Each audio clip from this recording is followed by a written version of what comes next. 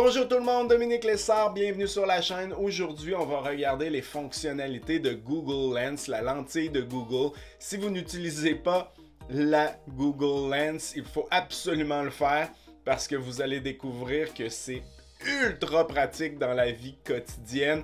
Moi-même, j'ai découvert des nouvelles fonctionnalités en réalisant cette vidéo, dont celle-ci. Je vous montre ça tout de suite. La fonction copier un texte à partir d'une image est extrêmement pratique, mais elle a une fonction supplémentaire que je ne connaissais pas.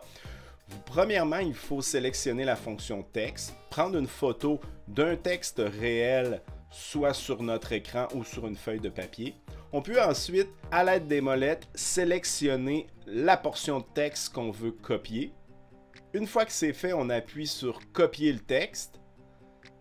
Et là, on peut amener notre texte copié, disons dans un courriel, pour l'envoyer rapidement. Mais saviez-vous que vous pouvez aussi copier le texte en appuyant sur copier sur l'ordinateur pour l'envoyer directement sur votre ordinateur de bureau et pouvoir l'utiliser sur place parce que le texte va être directement dans le presse-papier et vous pourrez le coller, par exemple, dans un document Word. Vous venez de recevoir une longue lettre et vous voulez que Google vous dicte la lettre pendant que vous faites autre chose, c'est possible.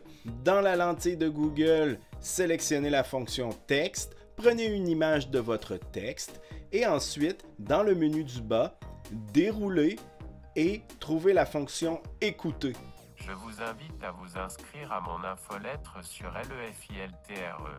Bon, vous voyez un peu le topo, c'est pas la joie, mais ça peut être pratique. Les barrières de la langue ne tiennent plus avec Google Lentille. Sélectionnez la fonction traduire et Google traduit en live directement toutes les langues. Vous pouvez passer de l'anglais au français, du japonais au français et même du chinois au français. Donc si vous avez des manuels d'instruction dans d'autres langues, il n'y a plus aucun problème avec la lentille de Google.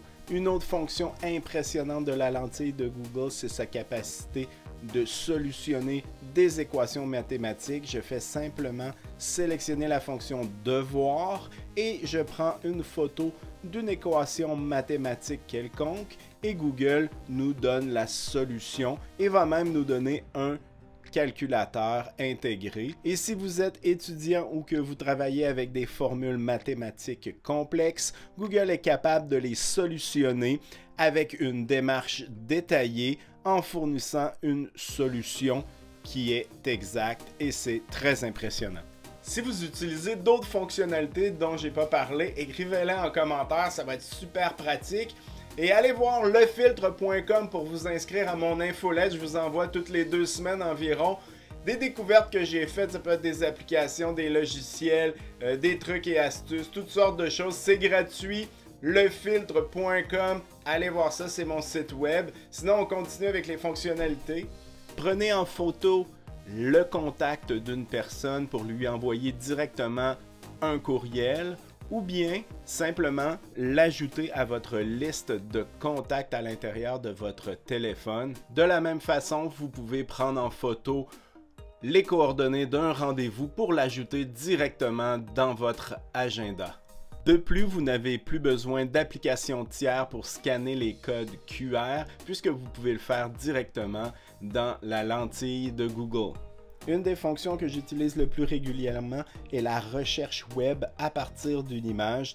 Donc ici, je fais une recherche à partir de l'image d'un texte et j'arrive directement sur le bon résultat de recherche. Je peux faire aussi une recherche d'un logo ou d'une image ou directement d'une adresse web pour atteindre directement le site web et c'est extrêmement pratique. On peut aussi faire une recherche à partir d'un objet. Donc, on prend un objet en photo et on utilise la lentille de Google pour atteindre notre résultat de recherche directement. Comme ici, un jeu pour enfants. Je prends la photo et j'ai directement le résultat de recherche à partir de cette image. Alors, voici une photo de moi dans un endroit bien connu.